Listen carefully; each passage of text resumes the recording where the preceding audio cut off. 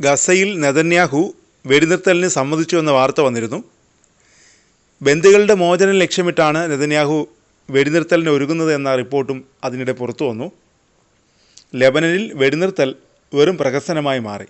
American president Joe ബൈഡനാണ് വെടിനിർത്തൽ പ്രഖ്യാപനം നടത്തിയത്.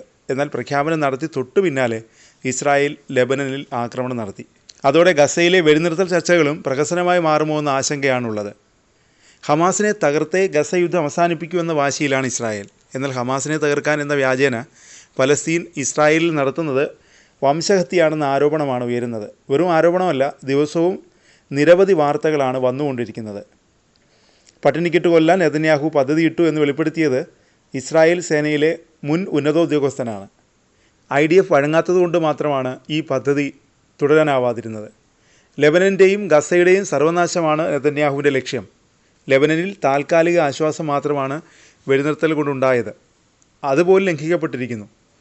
2 മാസത്തേക്കാണ് വെടിനിർത്തൽ. എന്നാൽ 2 മാസത്തിന് ശേഷം വീണ്ടും നെതന്യാഹുവിൻ്റെ സൈന്യം രൂക്ഷമായ ആക്രമണം അഴിച്ചുവിടാനാണ് സാധ്യത.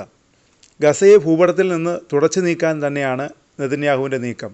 ഇത് വാസ്തവമാണെന്ന് തെളിയിക്കുന്ന സാറ്റലൈറ്റ് ചിത്രങ്ങളാണ് ഇപ്പോൾ പുറത്തു വന്നിരിക്കുന്നത്. ഗസയിൽ ഇസ്രായേൽ ഒരു പുതിയ സൈനിക വിഭജന രേഖ സൃഷ്ടിക്കുന്നു എന്ന് ആശങ്കപ്പെടുത്തുന്ന വിവരങ്ങളാണ് ഇപ്പോൾ പുറത്തു വന്നിരിക്കുന്നത്. ഗസ സ്ട്രിപ്പിൻ്റെ വടക്ക് ഭാഗത്തെ വേർതിരിക്കുന്ന ഉപഗ്രഹ ചിത്രങ്ങൾ പുറത്തു വന്നതോടെ ഇസ്രായേലിൻ്റെ തന്ത്രം വീണ്ടും പുറത്തു വന്നിരിക്കുന്നു. വടക്കൻ ഗസയുടെ കുറുകെയുള്ള പ്രദേശം സൈന്യം നിയന്ത്രിക്കുകയും വൃത്തിയാക്കുകയും ചെയ്യുന്ന ചിത്രങ്ങളും വിവരങ്ങളുമാണ് ഇപ്പോൾ പുറത്തു വന്നിരിക്കുന്നത്. മെഡിറ്ററേനിയൻ കടലിനും ഇസ്രായേൽ അതിർത്തിക്കുമിടയിൽ 100 കണക്കിന് കെട്ടിടങ്ങൾ തകർത്തതായി സാറ്റലൈറ്റ് ചിത്രങ്ങളും വീഡിയോയും പറയുന്നു. നിയന്ത്രണങ്ങൾ എളുപ്പമാക്കുന്നതിനായി ഗസയെ സോണുകളായി വിഭജിക്കുന്നതായി ചിത്രങ്ങൾ സൂചിപ്പിക്കുന്നു. ഇസ്രായേലിൻ്റെ ഈ നടപടി ഗസയെ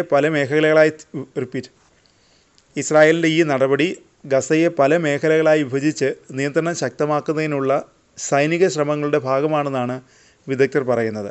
വടക്കൻ ഗസയിലേക്ക് മടങ്ങുന്ന പലസ്തീൻ പൗരന്മാരെ തടയാൻ ഇസ്രായേൽ തയ്യാറെടുക്കുകയാണെന്ന് ഉപഗ്രഹ ചിത്രങ്ങൾ സൂചിപ്പിക്കുന്നു. UN കണക്കുകൾ പ്രകാരം ഗസയുടെ വടക്ക് ഭാഗത്ത് ഇതിനകം 1 ലക്ഷത്തിലധികം ആളുകളാണ് ക്യാമ്പുകളിൽ കഴിയുന്നത്.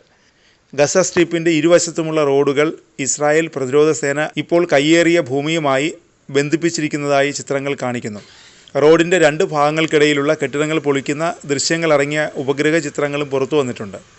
ഒക്ടോബർ ആദ്യം മുതൽ ഇസ്രായേൽ ഇത്തരത്തിലുള്ള നടപടികൾ തുടങ്ങിയതായി പുറത്തുവന്ന ചിത്രങ്ങളെ ഉദ്ധരിച്ച് സാറ്റലൈറ്റ് വിദഗ്ധർ പറയുന്നു. ജബലിയയ്ക്കും ഗസ സ്ട്രിപ്പിനും ഇടയിൽ തന്ത്രപ്രധാനമായ പാത ഇസ്രായേൽ സൈന്യം നേരത്തെ നിർമ്മിച്ചതായി വാർത്ത പുറത്തു വന്നിരുന്നു.